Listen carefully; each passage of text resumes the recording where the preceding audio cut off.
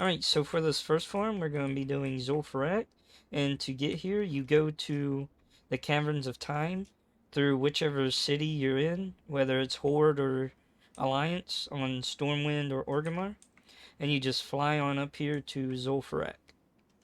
Once you're up here, this run is pretty simple.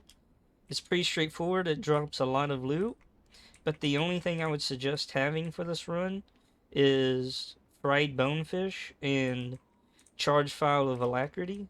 This will give you movement speed after you kill stuff, as well as your Heart of Azeroth and a piece of Azerite gear that has Long Strider on it. I can do a guide on how you get this gear in the future if you're interested in it, but this is just an added bonus. Alright, so for the run, I'm going to do it 3 times, but I'm only going to show you one run. And let me eat the bonefish real quick. And then drink this file. But yeah, I'm only going to show you one run. And I'm going to kind of speed it up too. Just so you can see the route. And then, but I'm going to do 3 runs and show you the loot I get from all 3. And now drink the file. Now we're all good to enter. The difficulty on this dungeon doesn't matter, since it's a classic dungeon. But all you basically want to do is kill these mobs right here. And it also helps if you're a druid. Oh, also a handy add-on is Loot Appraiser, so don't forget to activate that. It helps you see how much gold you're earning. And for some reason,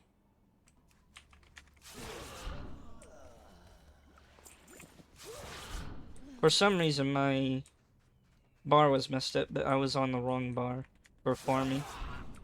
But yeah, basically you just want to run along here, and it helps to be a druid, because about farming, the speed is key with farming. And as you can see, my bags are empty, so I'm not going to try to make anything up. I'm just going to show the loot I get. Or, well, they were empty until I started looting. And basically you just follow this route. I could speed this up a little bit later on if it's a little too long. But you want to basically kill everything in here. And you want to pop your, if you're a druid, you want to pop your speed cooldowns as often as possible, because it's better to use them at a bad time than to not use them at all. So like, don't worry about the perfect time to use them, because it's better to just use them at the wrong time than not use them at all, because then they're just wasted. And what I mean by the wrong time is, like right here would be a good time to use your speed, because it's a long straightaway where you're going to be running. But if you use them in a spot where you like turn and stuff, then you don't really get as much value out of it. And you just make sure you want to kill everything in the area. Like this.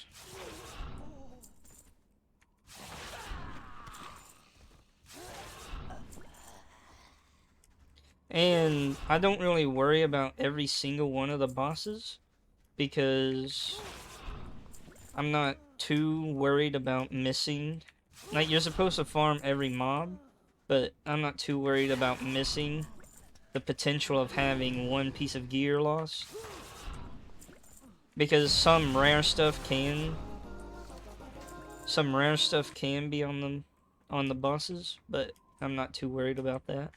See, right here is a good time to use your speed boost, because it's just a long straightaway.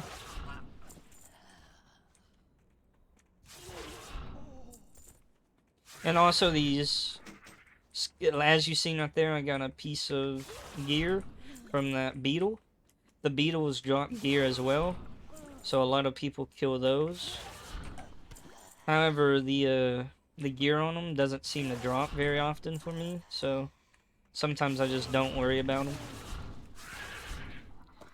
And like this mob over there, that one's like way too far out of the way. So I just don't even worry about going for it. Over in that corner. Now this is something I do worry about. I have gotten some decent pieces of gear from this. I search every single one of these. And I will speed this part up because, as you can see, there's a ton of them. So I'll be back in just a second.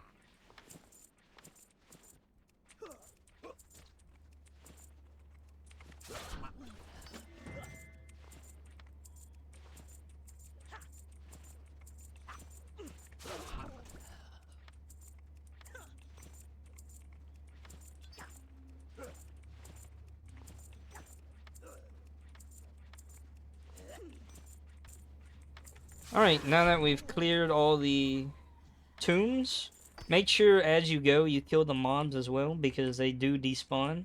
So about halfway through, the mobs that spawn, you just kill them off right over here, and then you keep going and you kill the rest of them off.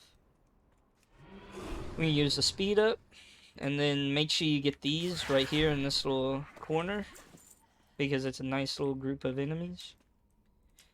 And these beetles, I don't really worry about looting these at all.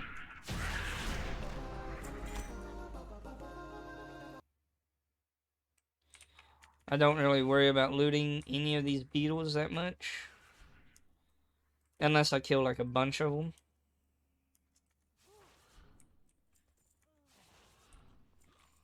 This bomb's not too far out of the way, so I'll go for it. Remember to use your speed up every time it's up. That mob's too far out of the way over there. Not worried about it.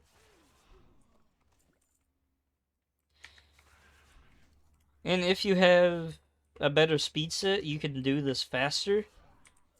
If you have all the gear. But just having one piece of swift stride or long stride gear is good enough. Well, it's good enough for me, at least. Alright, so that was one run. I'm going to go ahead and do 2 more in the background. And I will see you afterwards. Alright, we're sort of coming up on the end of the dungeon here. We just have a few more trash packs to kill. These 3 runs have only taken about 18 minutes, which is not too long. I know there's some, you can get speed sets, and there's some people that like to do all 10 runs in the lockout, but I don't really sweat it that much, to be honest. I just do this just for a little side cash. But anyways, I'm going to stop our timer, and as you can see, there's 82,000 gold. Now, why is that? Well, this looted from value is if I sell all the mogs on the auction house, which I will. And as you notice, I still have all my soulbound items. I didn't sell anything. I just did all the 3 runs. But the reason why it's at 82,000 is I accidentally found this for 4K on my realm. These leggings for about 40K on my room, 35 probably. And I found this cape for about 5K on my room. And so that drove the price up to closer to 82,000. These 3, along with all this other trash, drove the price up. Now that's one thing that's good about transmog farming, is one run you might make 5,000 gold, but then another run you might make 200K, because mogs are different valued depending on what they look like. And these will sell. They take a very long time, but you put a bunch of them up on the market and you'll eventually get some sales every single day. Also, another thing is if you're a druid, you can teleport to Moonglade after you do each run. You can do a teleport, and it's taking forever. Gotta go through the loading screen.